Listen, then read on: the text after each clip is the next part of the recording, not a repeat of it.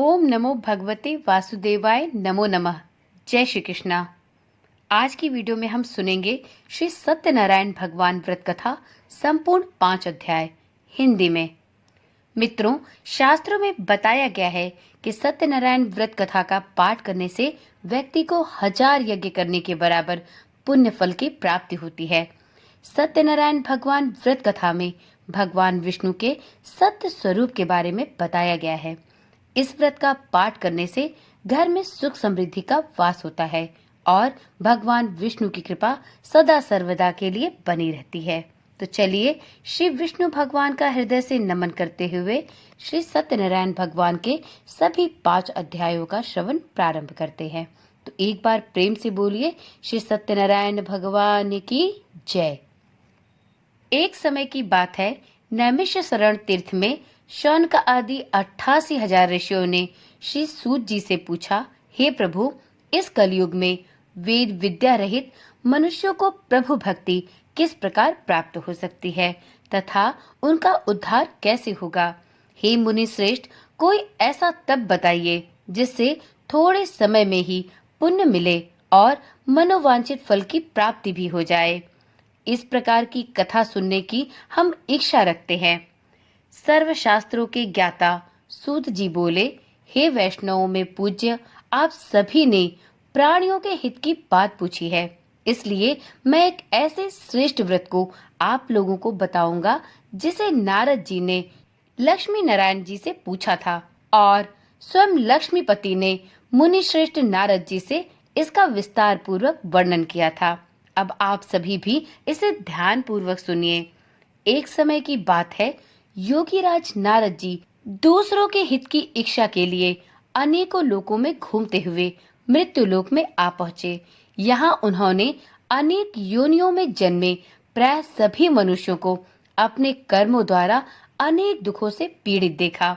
उनका दुख देखकर नारद जी विचार करने लगे कि कैसा यत्न किया जाए जिसके करने से निश्चित रूप से मानव के दुखों का अंत हो जाए। इसी विचार पर मनन करते हुए वह विष्णु लोक में गए। वहां वह देवों के ईश नारायण की स्तुति करने लगे, जिनके हाथों में शंख, चक्र, गदा और पद्म थे। गले में वह वरमाला पहने हुए थे। स्तुति करते हुए नारद जी बोले, हे भगवान, आप अत्यंत शक्ति से संपन्न हैं। मन तथा वाणी भी आपको नहीं पा सकती। आपका आदि, मध्य तथा अंत नहीं है। निर्गुण स्वरूप सृष्टि के कारण भक्तों के दुख को दूर करने वाले हैं आप। आपको मेरा नमस्कार है। नारद जी की स्तुति सुन शिव विष्णु भगवान बोले, हे मुनि श्रेष्ठ, आपके मन में क्या बात है? आप किस काम के लिए यहाँ पधारे हैं, उसे आप निसंकोच कहें। इस पर नारद मुनि बोले, हे प्रभु, मृत्यु लोक में अनेक योनियों में जन्मे मनुष्य अपने कर्मों के द्वारा अनेक दुखों से दुखी हो रहे हैं। हे नाथ, आप मुझ पर दया रखते हैं तो कृपया करके बताइए कि वो मनुष्य थोड़े प्रयास से ही अपने दुखों से भला कैसे छुटकारा प्राप्त कर सकते हैं। श्री हरि बोले, हे नारद, मनुष्यों की भलाई के लिए आपने यह बहुत अच्छी बात पूछी है। जिसके करने से मनुष्य मोह से छूट जाता है, वह कथा मैं आपसे कहता हूँ, उसे ध्यान पूर्वक सुने। स्वर्गलोक एवं मृत्युलोक दोनों में एक दुर्लभ उत्तम व्रत है जो पुण्य देने वाला है। आज प्रेमवश होकर मैं उसे आपसे कहता हूँ। श्री सत्यनारायण भगवान का यह व्रत अच्छी तरह विधान पूर्वक करके मनुष्य तुरंत ही यहाँ के सुख को भोगकर मरणोपरांत मोक्ष की प्राप्ति प्राप्त कर सकता है। श्री हरि के वचन सुन नारद जी बोले कि उस व्रत का फल क्या है प्रभु, उसका विधान क्या है? वह व्रत किसने किया था? उस व्रत को किस दिन करना चाहिए? सभी कुछ कृपया करके विस्तार पूर्वक बताइए। नारद जी की बात सुनकर श्री हरि विष्णु बोले, हे नारद जी, दुख व शोक को दूर करने वाला, यह सभी स्थानों पर विजय दिलाने वाला व्रत है। मानव को भक्ति एवं श्रद्धा के साथ संध्या समय में श्री सत्यनारायण की पूजा धर्मपरायण होकर ब्राह्मणों एवं बंधुओं के साथ करनी चाहिए। भक्ति भाव से ही नैवेद्य, केले का फल, घी, दूध और गेहूं का आटा सवाया ले। गेहूं के स्थान पर साठी का आटा, शक्कर तथा गुड़ लेकर भी एवं सभी भक्षण योग्य पदार्थों को मिलाकर भगवान का भोग लगाएं। ब्राह्मणों सहित बंधु बांधवों को भी भोजन कराएं। उसके बाद स्वयं भोजन करें। भजन कीर्तन के साथ भगवान की भक्ति में लीन हो जाएं। इस तरह से सत्यनारायण भगवान का यह व्रत करने पर मनुष्य की सभी इच्छाएं निश्चित रूप से पूर्ण होती हैं। इसी कली काल अर्थात कल युग में मृत्युलोक में मोक्ष का यही एक सरल एवं आसान उपाय बताया गया है। इस प्रकार से श्री सत्यनारायण व्रत का पहला अध्याय संपूर्ण हुआ। तो एक बार प्रेम से बोलिए श्री सत्यनारायण भगवान की जय। अब सुनते हैं श्री सत्यनारायण भगवान व्रत कथा का दूसरा अध्याय। सूत जी बोले, हे ऋषियों, जिसने पहले समय में इस व्रत को किया था उसका इतिहास कहता हूँ, ध्यान से सुनो। सुंदर काशीपुरी नगरी में एक अत्यंत निर्धन ब्राह्मण रहता था। भूख प्यास से व्याकुल वह धरती पर इधर उधर घूमता रहता था। ब्राह्मणों से प्रेम करने वाले भगवान ने एक दिन ब्राह्मण का वेश धारण कर उसके पास जाकर पूछा, हे विप्र, नित्य दुखी होकर तुम पृथ्वी पर इधर उधर क्यों घूमते हो?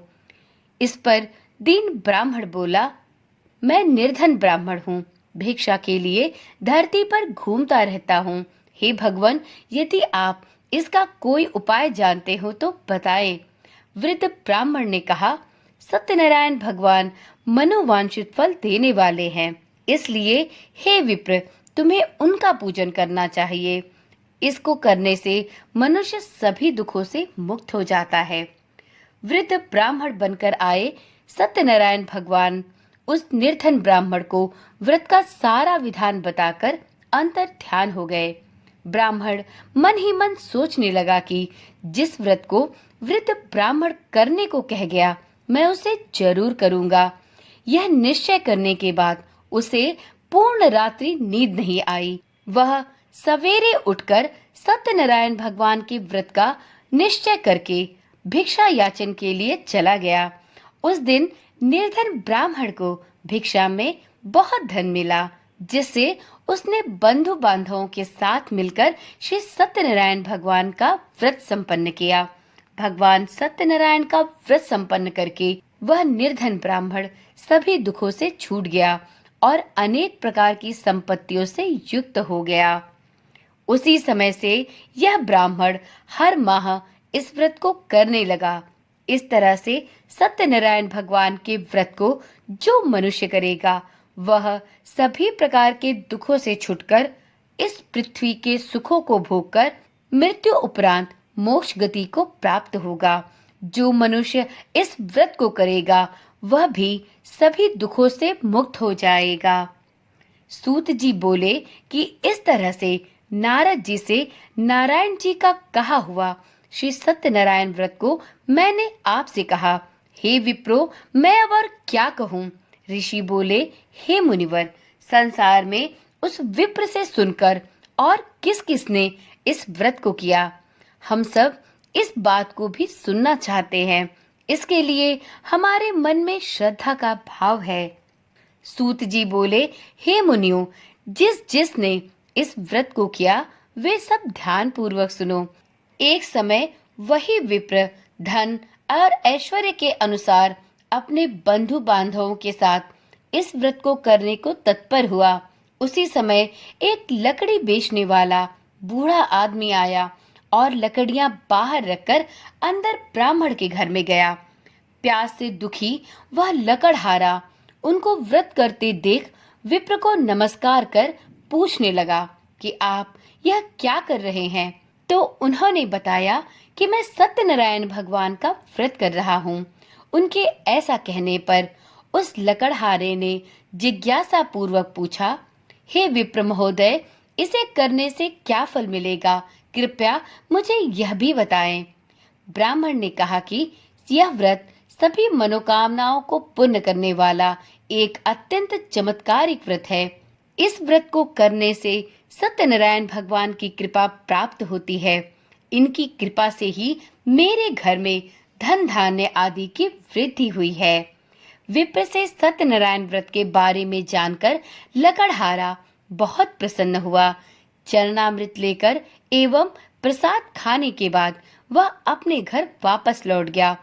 लकड़हारे ने भी अपने मन में यह संकल्प किया कि आज लकड़ी बेचने से उसे जो भी धन मिलेगा उसी से वह श्री सत्यनारायण भगवान का यह उत्तम व्रत करेगा। मन में इस विचार को लेकर बूढ़ा आदमी सिर पर लकड़ियां रख उस नगर में बेचने गया जहां धनी लोग ज्यादा रहते थे। उस नगर में उसे अपनी लकड़ियों का दाम पहले से 4 गुना अधिक मिला। बूढ़ा लकड़हारा अब प्रसन्नता के साथ अपने दाम लेकर केले, शक्कर, घी, दूध, दही और गेहूं का आटा लेकर सत्यनारायण भगवान के व्रत की अन्य सामग्रियां भी साथ लेकर अपने घर को लौट गया। वहां उसने अपने बंधु बांधवों को बुलाकर विधि विधान पूर्वक श्री सत्यनारायण भगवान का पूजन और व्रत किया। इस व्रत के प्रभाव से वह बूढ़ा लकड़हारा धन एवं पुत्र आदि से युक्त होकर संसार के समस्त सुखों को भोगकर अंतकाल में बैकुंठ धाम को चला गया। श्री सत्यनारायण व्रत कथा का दूसरा अध्याय संपूर्ण हुआ। तो एक बार प्रेम से बोलिए श्री सत्यनारायण भगवान की जय। अब सुनते हैं श्री सत्यनारायण भगवान व्रत कथा का तीसरा अध्याय। सूत जी बोले, श्रेष्ठ मुनियों, अब आगे की कथा कहता हूँ। पहले समय में उल्का मुख नामक एक बुद्धिमान राजा था। वह सत्यवक्ता और जितेंद्रिय था। प्रतिदिन देव स्थानों पर जाता और निर्धनों को धन देकर उनके कष्ट दूर करता था। उसकी पत्नी कमल के समान मुख वाली तथा अत्यंत सती साध्वी थी। भद्रशिला नदी के तट पर उन दोनों ने श्री सत्यनारायण भगवान का व्रत किया।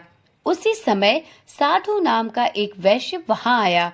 उसके पास व्यापार करने के लिए बहुत सा धन भी था।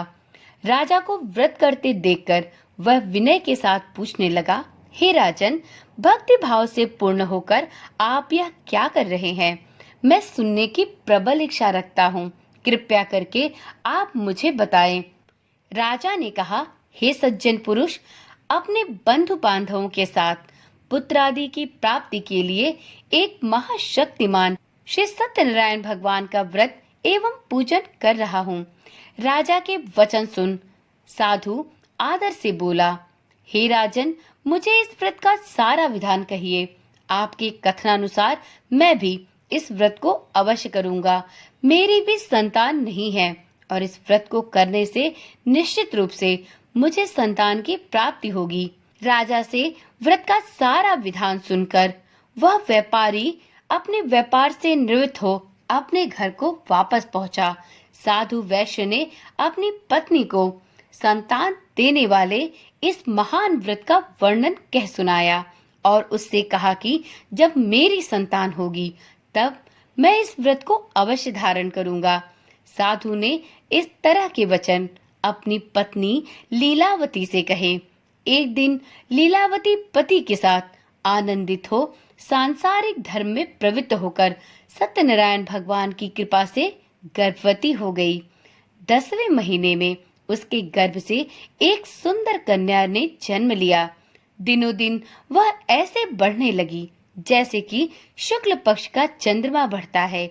माता पिता ने अपनी कन्या का नाम उसके गुणों के अनुरूप कलावती रखा। एक दिन लीलावती ने मीठे शब्दों में अपने पति को यह स्मरण कराया कि आपने सत्यनारायण भगवान के जिस व्रत को करने का संकल्प लिया था उसे अब करने का समय आ गया है। आप इस व्रत को अवश्य करिए।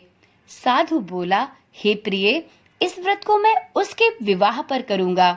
इस प्रकार अपनी पत्नी को आश्वासन देकर वह नगर को चला गया। कलावती अपने पिता के घर में रहकर धीरे धीरे बड़ी हो रही थी।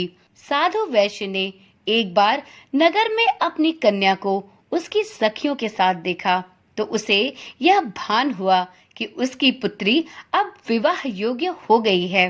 उसने तुरंत ही अपने दूत को बुलाया और कहा कि मेरी कन्या विवाह योग्य हो गई है, इसलिए मेरी कन्या हेतु एक सुयोग्य वर की तलाश करो। साधु वैश्य की बात सुनकर दूत कंचन नगर में जा पहुंचा और वहां एक सुयोग्य वाणिक पुत्र का चयन कर आया। सुयोग्य लड़के को देख साधु वैश्य ने बंधु बांधवों को बुलाकर अपनी पुत्री का विवाह अत्यंत हर्षोल्लास के साथ संपन्न किया। लेकिन दुर्भाग्य की बात ये थी कि साधु वैश्य ने अभी भी श्री सत्यनारायण भगवान का व्रत नहीं किया। इस पर श्री सत्यनारायण भगवान उस साधु वैश्य पर अत्यंत क्रोधित हुए और उसे श्राप दे दिया, जिससे अब साधु वैश्य को अत्यधिक दुख झेलने पड़े। अपने कार्य में कुशल साधु बनिया अपने जमाई को लेकर समुद्र के पास स्थित एक रत्नासारपुर नगर में पहुंच गया। वहां जाकर दामाद ससुर दोनों ने मिलकर चंद्रकेतु राजा के नगर में व्यापार प्रारंभ किया। एक दिन भगवान सत्यनारायण की माया से एक चोर राजा का धन चुराकर भाग रहा था। उसने राजा के सिपाहियों को अपना पीछा करते देख चुराया हुआ धन वहां रख दिया, जहां साधु वैश्य अपने जमाई के साथ ठहरा हुआ था। राजा के सिपाहियों ने साधु वैश्य के पास राजा का धन पड़ा देखा तो वह ससुर जमाई दोनों को बांधकर प्रसन्नता पूर्वक राजा के पास ले गए और कहा कि उन दोनों चोरों को हम पकड़ लाए हैं, आप आगे की कार्यवाही की आज्ञा दें। राजा की आज्ञा से उन दोनों को कठिन कारावास में डाल दिया गया और उनका सारा धन भी जब्त कर लिया गया। श्री सत्यनारायण भगवान से श्रापित साधु की पत्नी भी अब बहुत दुखी होने लगी। घर में जो भी धन रखा हुआ था उसे एक दिन चोर चुरा कर ले गए। शारीरिक तथा मानसिक पीड़ा एवं भूख प्यास से व्याकुल होकर अन्न की चिंता में कलावती एक ब्राह्मण के घर गई। वहां उसने श्री सत्यनारायण भगवान का व्रत होते देखा। फिर कथा भी सुनी और प्रसाद ग्रहण कर वह रात्रि को अपने घर वापस आई। माता ने कलावती से पूछा, हे पुत्री, अब तक तुम कहाँ थी? तेरे मन में क्या है? कलावती ने अपनी माता से कहा, हे माता, मैंने एक ब्राह्मण के घर में श्री सत्यनारायण भगवान का व्रत होता हुआ देखा। कन्या के वचन सुन लीलावती भगवान श्री सत्यनारायण के पूजन की तैयारी करने लगी। उसे यह भान हुआ कि उसकी यह एक गलती की वजह से अब वह इस सजा को भुगत रही है। लीलावती ने परिवार एवं बंधुओं सहित श्री सत्यनारायण भगवान का पूजन प्रारंभ किया और श्री सत्यनारायण भगवान से यह प्रार्थना की कि मेरे पति तथा जमाई शीघ्र घर आ जाएं। साथ ही यह भी प्रार्थना की कि हम सबका अपराध हे प्रभु अब आप क्षमा करें और इस व्रत को स्वीकार करें। श्री सत्यनारायण भगवान इस व्रत से संतुष्ट हो गए और राजा चंद्रकेतु को स्वप्न में दर्शन देकर कहा कि हे राजन, तुम उन दोनों वैश्यों को छोड़ दो और तुमने उनका जो धन लिया है उसे भी वापस कर दो। अगर तुमने ऐसा नहीं किया तो मैं तुम्हारा संपूर्ण धन एवं राज्य तथा संतान सभी को नष्ट कर दूंगा। राजा को यह सब कहकर श्री सत्यनारायण भगवान अंतर ध्यान हो गए।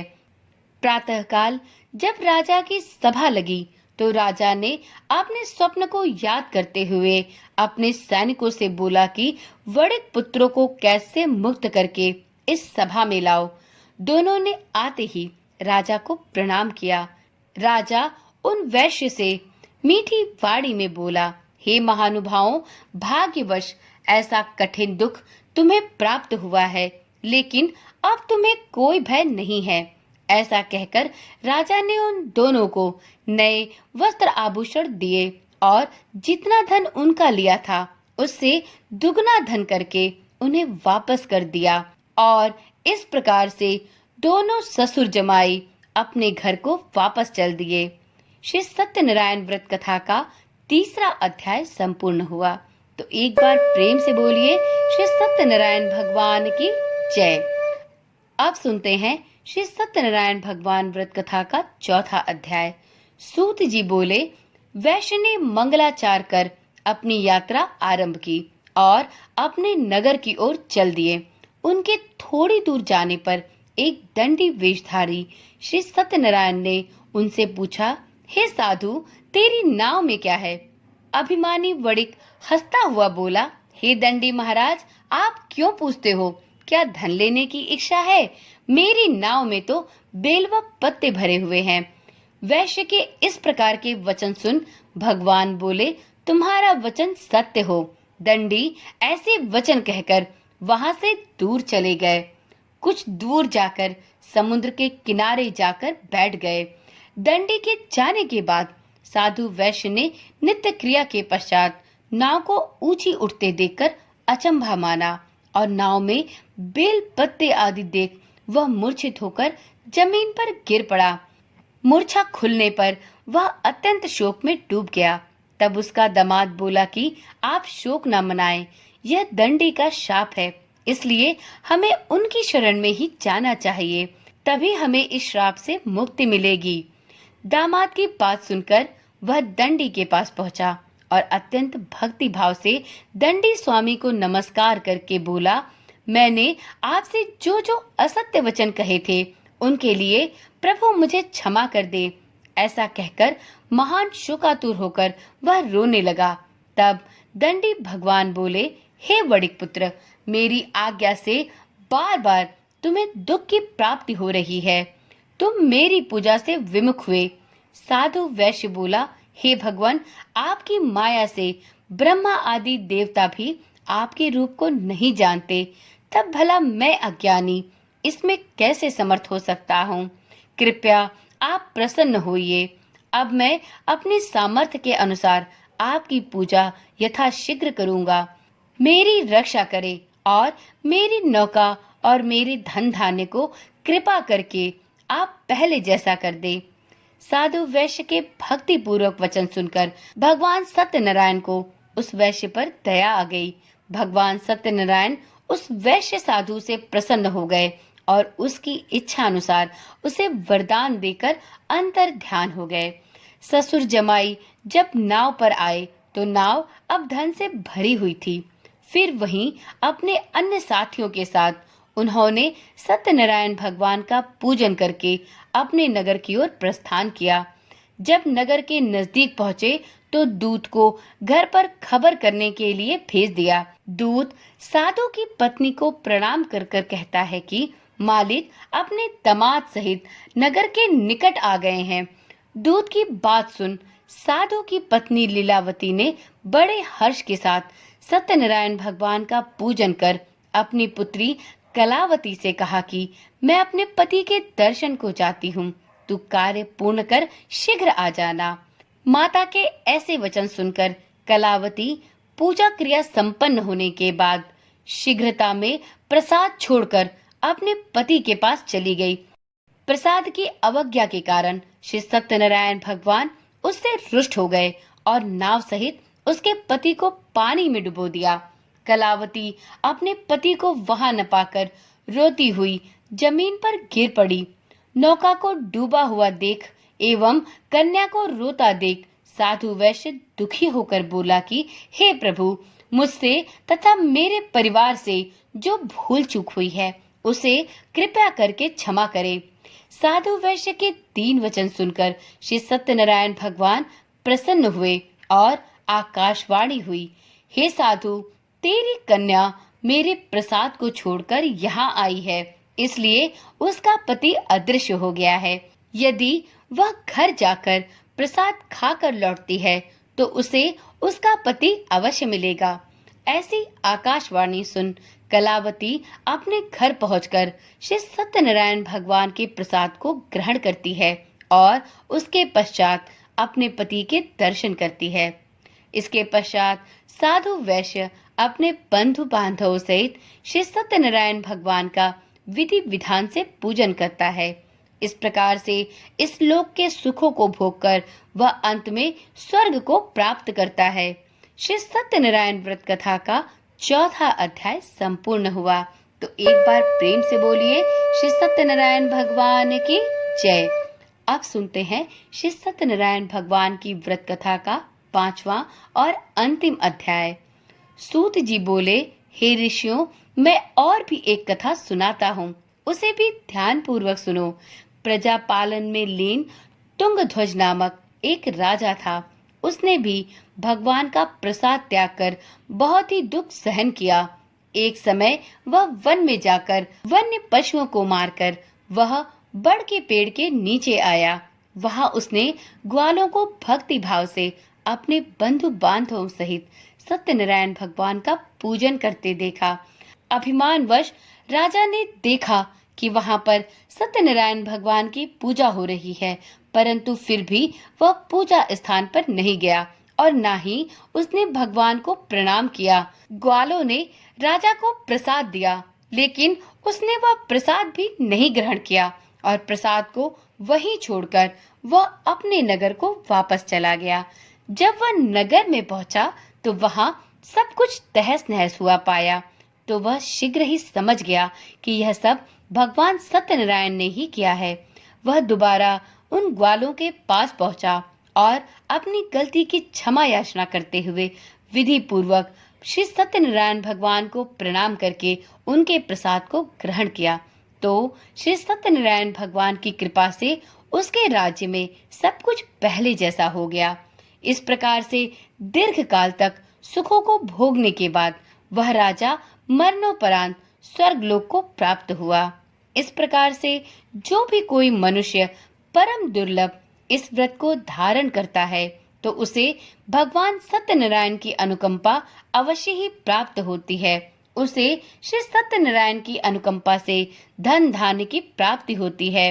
इस व्रत को धारण करने से निर्धन व्यक्ति भी धनी हो जाता है और भय मुक्त होकर इस जीवन को जीता है। संतानहीन मनुष्य को संतान का सुख प्राप्त होता है और सारे मनोरथ पूर्ण होने पर मानव अंतकाल में वैकुंठ धाम को प्राप्त करता है। इस प्रकार से सूत जी बोले, जिन्होंने पहले इस व्रत को किया है, अब उनके दूसरे जन्म की कथा भी कहता हूँ, इसे ध्यान पूर्वक सुनो। वृद्ध शतानंद ब्राह्मण ने सुदामा का जन्म लेकर मोक्ष की प्राप्ति की। लकड़हारे ने अगले जन्म में निषाद बनकर मोक्ष प्राप्त किया। उल्कामुख नाम का राजा दशरथ होकर वैकुंठ को प्राप्त हुए।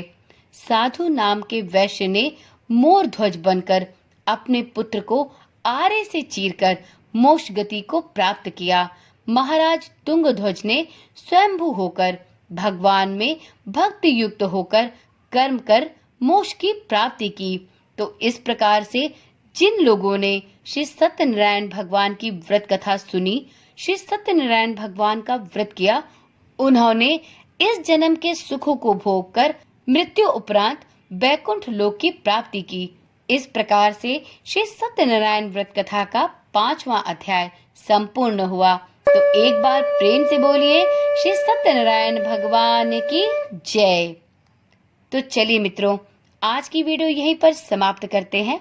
फिर मिलते हैं अगली वीडियो में। तब तक के लिए ओम नमः शिवाय, जय श्री कृष्णा, राधे राधे।